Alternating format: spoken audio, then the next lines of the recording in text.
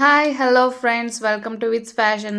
ವೈನಾಡಿಂದ ನಾವು ನೈಟು ಮೈಸೂರಿಗೆ ರೀಚ್ ಆಗಿದ್ವಿ. ಹಾಗಾಗಿ ಆನ್ ದ ವೇ ಬರುವಾಗಲೇ ನಾವು ಫಸ್ಟು ಶ್ರೀ ತೀರ್ಥಂ ಕೆಫೆ ಅನ್ನುವಂತಹ ಬಿಲ್ಡಿಂಗಲ್ಲಿ ರೂಮ್ನ ಬುಕ್ ಮಾಡಿಕೊಂಡೇ ಬಂದಿದ್ವಿ.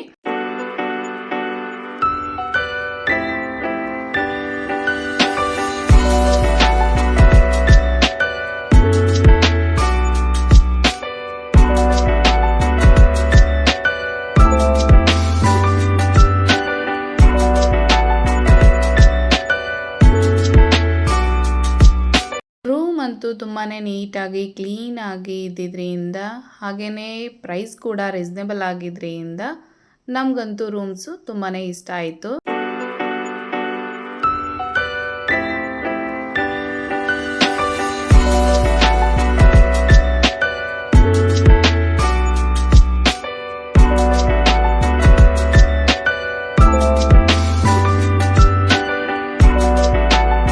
ನೆಕ್ಸ್ಟ್ ಡೇ ಮಾರ್ನಿಂಗ್ ನಾವು ಚಾಮುಂಡಿ ಬೆಟ್ಟಕ್ಕೆ ಹೋಗ್ತಾ ಇದ್ದೀವಿ.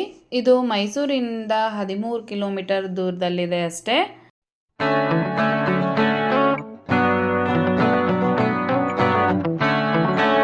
ಬೆಟ್ಟದ ಮೇಲೆ ಚಾಮುಂಡೇಶ್ವರಿಯ ದೇವಾಲಯ ಇರೋದ್ರಿಂದ ಈ ಒಂದು ಬೆಟ್ಟಕ್ಕೆ ಚಾಮುಂಡಿ ಬೆಟ್ಟ ಅಂತ ಹೇಳಿನೇ ಹೆಸರು ಬಂದಿದೆ. ಇದು ಸಮುದ್ರ ಮಟ್ಟದಿಂದ 1063 ಮೀಟರ್ ಅಂದರೆ 3489 ಅಡಿ ಎತ್ತರದಲ್ಲಿದೆ. ಹಾಗೆಯೇ 1659ರಲ್ಲಿ ದೊಡ್ಡ ದೇವರಾಜ ಒಡೆಯರ್ ಅವರ ಒಂದು ಅವಧಿಯಲ್ಲಿ 1000 ಮೆಟ್ಟಿಲುಗಳನ್ನು ಮತ್ತು ಬಹುದೊಡ್ಡ ನಂದಿ ವಿಗ್ರಹವನ್ನು ಕೂಡ ನಿರ್ಮಿಸಲಾಯಿತು. ಮೆಟ್ಟಿಲುಗಳನ್ನು ಹತ್ತುವಾಗ 700 ಮೆಟ್ಟಿಲುಗಳನ್ನು ನೀವು ಹತ್ತುತ್ತೀರಾ ಅಲ್ವಾ, ಅಲ್ಲಿ ನಂದಿ ವಿಗ್ರಹ ಇದೆ.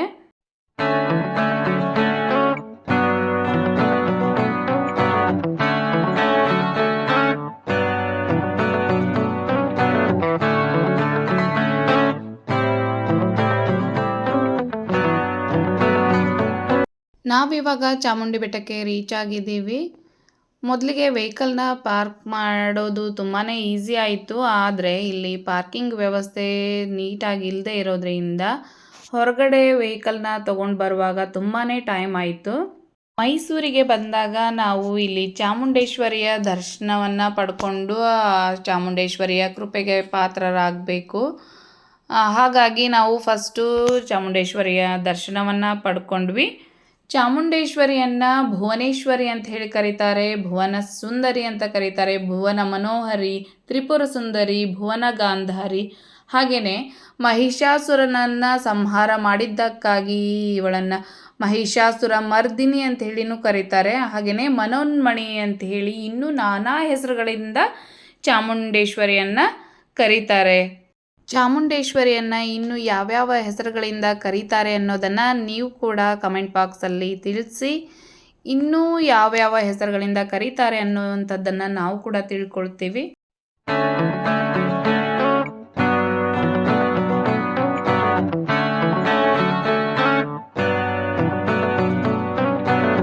ಮಾರ್ನಿಂಗ್ ಎಲ್ಲ ದೇವಸ್ಥಾನ ಮುಗಿಸ್ಕೊಂಡು ನೆಕ್ಸ್ಟ್ ನಾವು GRS ಫ್ಯಾಂಟಸಿ ಪಾರ್ಕಿಗೆ ರೀಚ್ ಆಗಿದ್ದೀವಿ.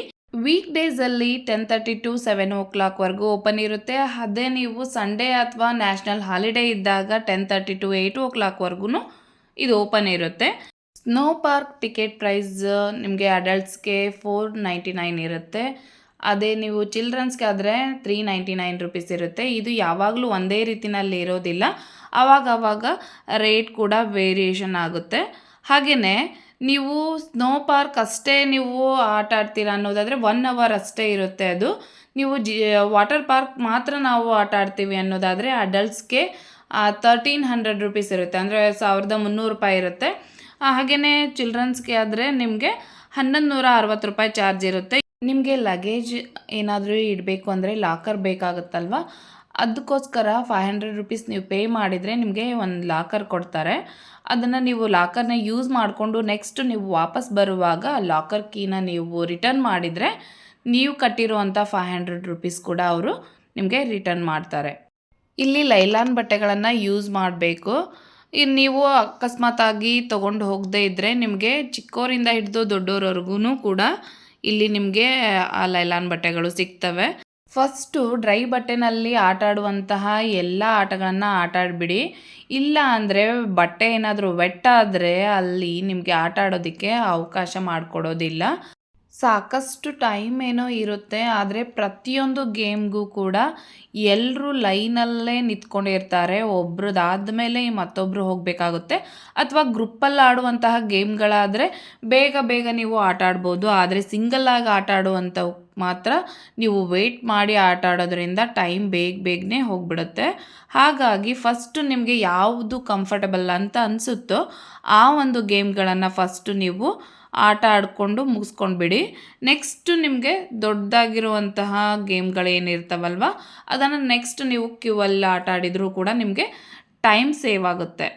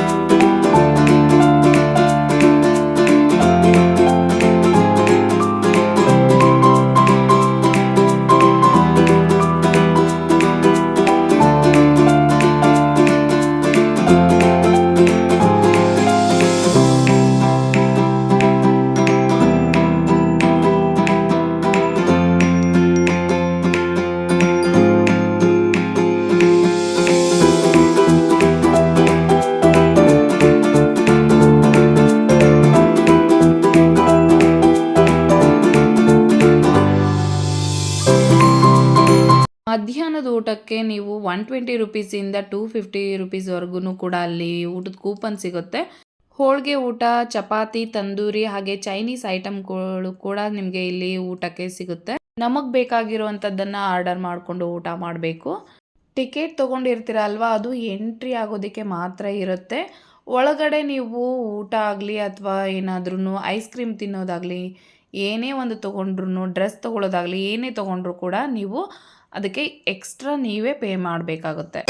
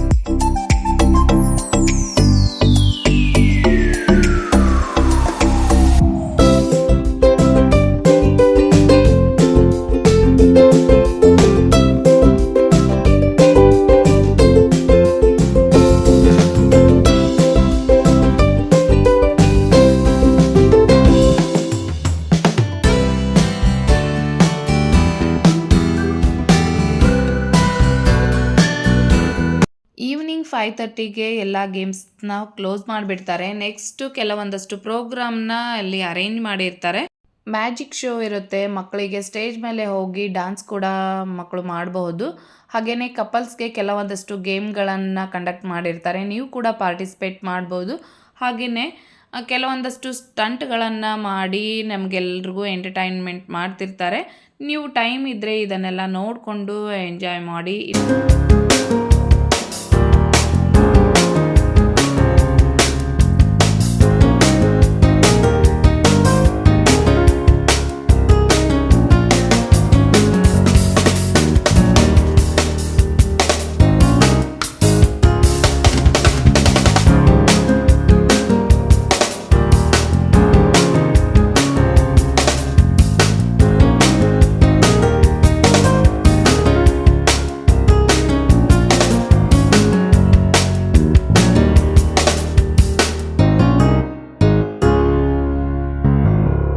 ಹೀಗಿತ್ತು ಇವತ್ತಿನ ಒಂದು ವ್ಲಾಗ್. ನಿಮಗೆಲ್ರಿಗೂ ಇಷ್ಟ ಆಯಿತು ಅಂತ ಅಂದ್ಕೊಳ್ತೀನಿ. ನಾನು ಕೊಟ್ಟಿರೋಂಥ ಇನ್ಫಾರ್ಮೇಷನ್ ನಿಮಗೆ ಇಷ್ಟ ಆಗಿದ್ದರೆ ಪ್ಲೀಸ್ ಲೈಕ್ ಮಾಡಿ, ಹಾಗೆಯೇ ಶೇರ್ ಮಾಡಿ. ನಿಮಗೇನಾದ್ರೂ ಇನ್ಫಾರ್ಮೇಷನ್ ಬೇಕಿದ್ದರೆ ಕಮೆಂಟ್ ಮಾಡಿ ತಿಳಿಸಿ. ನಾನು ಕೂಡ ನನಗೇನು ಗೊತ್ತಿರುತ್ತೋ ಅದನ್ನು ನಿಮಗೆ ತಿಳಿಸೋದಕ್ಕೆ ಪ್ರಯತ್ನ ಮಾಡ್ತೀನಿ. ಹೊಸ ಹೊಸ ವಿಷಯದೊಂದಿಗೆ, ಹೊಸ ಹೊಸ ವಿಡಿಯೋದೊಂದಿಗೆ ಮತ್ತೆ ನಾನು ಸಿಗ್ತೀನಿ. ಅಂಟಿಲ್ ದೆನ್ ಟೇಕ್ ಕೇರ್, ಬಾಯ್.